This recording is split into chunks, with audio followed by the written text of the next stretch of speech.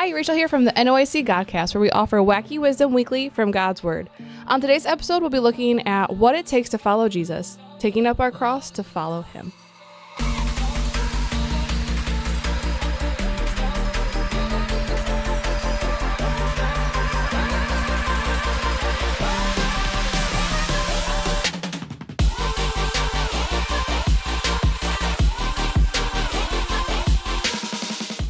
We looked last week a bit at Jesus' crucifixion, how he truly died on the cross. It wasn't just a figure of speech, it was his reality. He was dead. Luke 9:23-24 says, "And he said to them all, if any man will come after me, let him deny himself and take up his cross daily to follow me. For whosoever will save his life shall lose it, but whosoever will lose his life for my sake, the same shall save it." In order to pursue Jesus, we have to deny ourselves. We can't give in to our wants and our desires anymore, but we have to take his. We have to take up our cross, not just once when we get saved, but every single day. I know we've heard this over and over again, but are we truly crucifying ourselves daily? We talked a few weeks ago about how we depend on prayer and how we can't get through our day without constantly talking to Him. But in order to crucify myself, I know I need to be in constant communication with Him. If I get rid of the things that I think I need to get rid of, the ones that are easy to get rid of, I'm not really denying my flesh. Jesus has this way of finding the ones that really hurt, and those are the ones that He asks for. When we allow Him to have those areas in our lives, that's when we can see true change take place in our lives. I see a lot of things in my life that aren't good. I see a lot of things in my life that aren't pleasing to God, and it's easy to pick and choose what things I want to crucify. It reminds me of the skit that me and Jamie did this year. Yeah. Sure. Okay. They all kind of run together. Yeah. It's only been 2 years. With the bag that I was willing to give to Jesus, but then I had this giant, large chest of things that I didn't even want Him to know about or to touch. It's not that He wants to hurt us, but it's like verse 24 goes on to say, "Whosoever will lose his life for my sake, the same shall save it." He knows when we're willing to give up our lives and pick up our cross and crucify our flesh, that's when we really get to live. There's no better life than a life fully given over to Him. It's not about giving up the things. It's not about giving up the things, but about the things He gives us when we do. I think that we're really guilty of playing crucifixion. Mm-hmm. I think that, especially in America, modern day, like it rains on our outdoor service and we're like, oh, the crucifixion, like we're being persecuted. Like this is my cross to bear. And Jesus is, I fulfilled that verse. And yet like there are places around the world where they're still being crucified. Like they're literally being killed for their faith. But Jesus is here talking about, as He's speaking these words to the disciples, some of them would literally be crucified. Peter be crucified upside down. There are a number of them that were crucified. But He's talking to all disciples of the future and not necessarily like, I don't know if I'll be crucified. That's not off the table yet, but I don't know if that'll physically happen. But Jesus is talking here spiritually, spiritual crucifixion. That's our theme for the month. And I think in the same way as we, over spiritualize like rain days or small toenail, hangnails as our cross to bear, we do that in our spiritual lives too. Like we give up, like to your point, we give up a tiny little something that we really don't like anyways. And we're like, okay, I'm bearing my cross. I'm doing it. I'm crucifying the flesh. But what Jesus is really after is your life. Mm-hmm. Like to be nailed to a cross is painful. It's excruciating. It goes through the most tender parts of your body. You feel they say when you're crucified that it's like lightning bolts in every vein because you feel the pain like everywhere, just shoots through because they aim for those nerves. And so that's what it means to be crucified. Like if it's not painful, it's not crucifixion. If it's not hurting, it's not true death to self. And you've not taken up your cross yet. And so I think that's a warning to especially modern day American Christians that we need to be mindful of. He's calling us to lay down our life, how we live, every area with no exceptions. Not just the parts we want to choose, not just the parts that are easy to give, but all of us until there's nothing left. I think that living in America is like we have such a cushy life, like giving up something that we think is important. You know what I mean? Like if someone said, give up your cell phone for the rest of your life, to most Americans, they would pick something else. But if you're like looking at worldwide, like we only make up like 3.8% of the population of the world.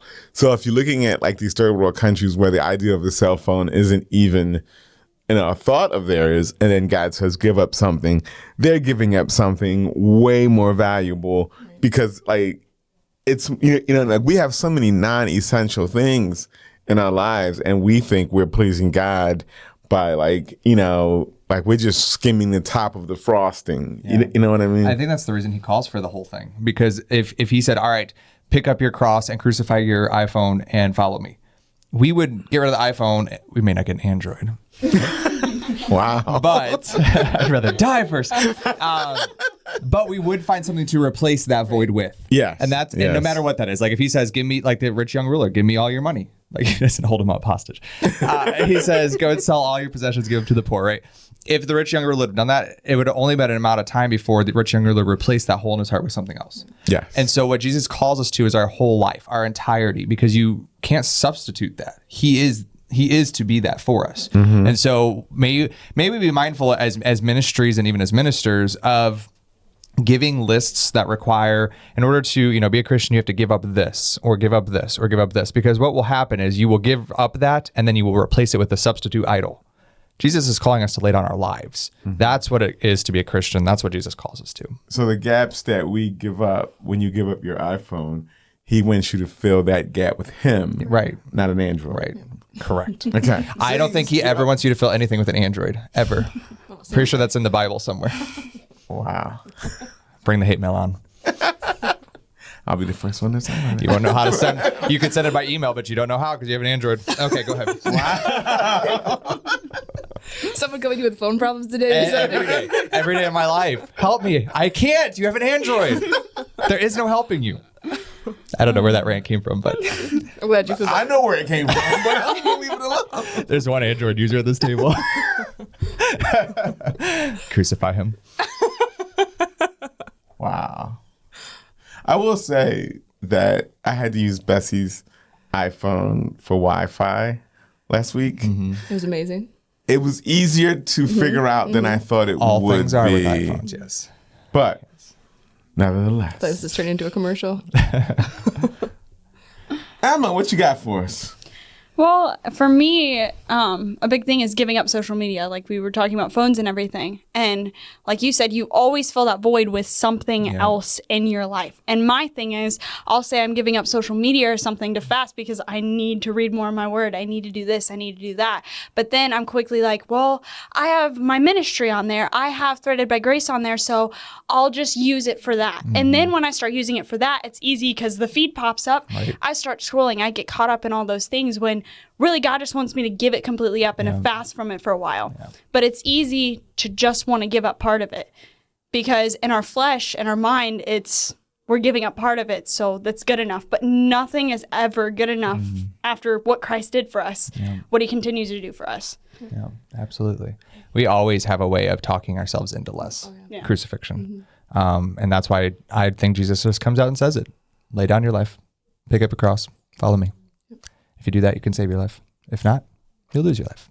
Like, it's pretty straightforward. We just have a way of overcomplicating it and not wanting to listen. Yeah. That's because we don't want to do that. So man is like, I know what he said, but how can I make this fit my life versus how can I make my life fit this? Right. I feel like we think that I'm gonna let this go. And we're like, see, Jesus, I'm letting it go. When you're like holding on to the other half, over here. You know what I mean? Like we think we're tricking him when we know and he knows. I'm like, we'll cut off a portion of it. Yeah, you can have this part. Yeah. I'll give you this part next week when you ask for some more. Right. I'll chop off a little something for you.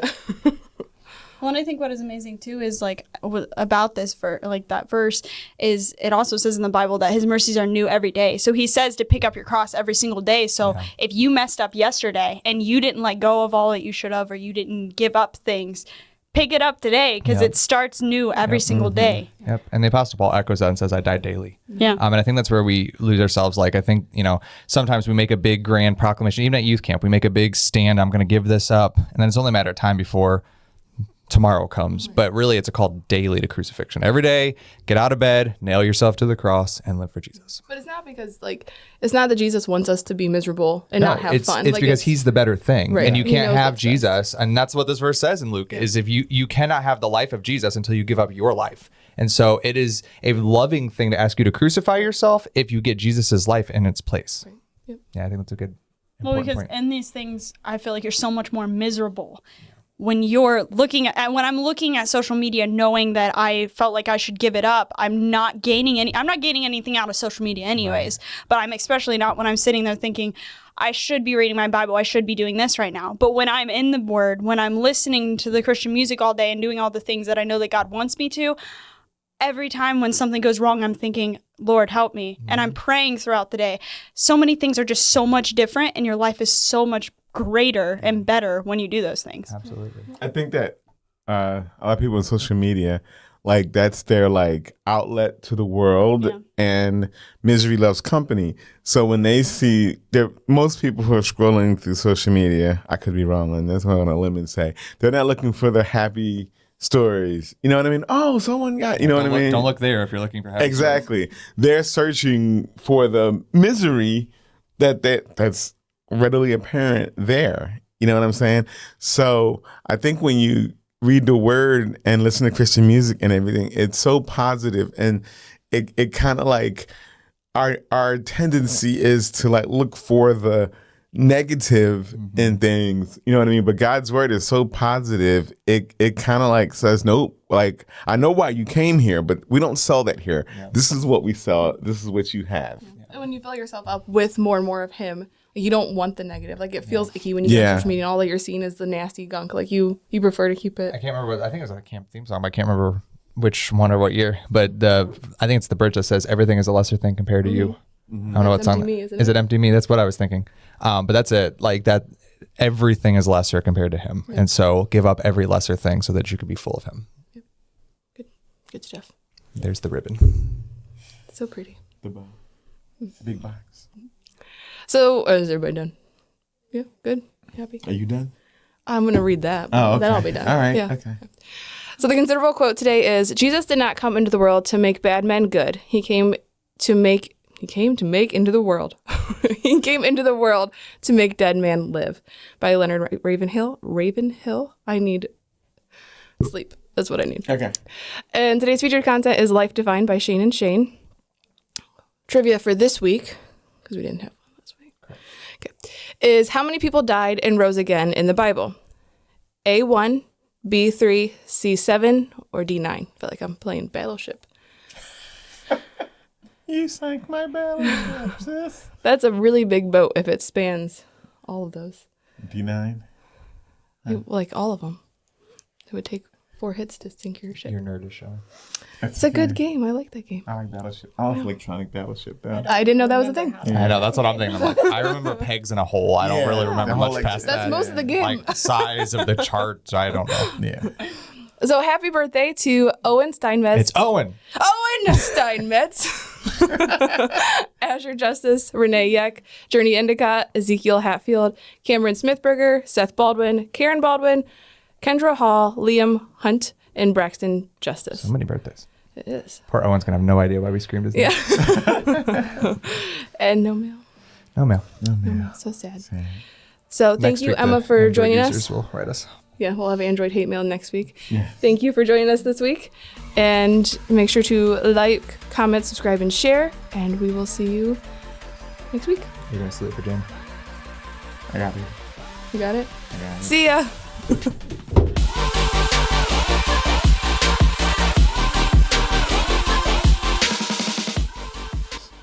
Right? Just gonna do it. Normally we have like a long 10-minute pause here of stupidity. Jamie's not here. I mean, that's her fault. Insert 10 minutes of stupidity here. Name Jamie. We miss you, Jamie. I'm a step up. I'm taking Jamie's place.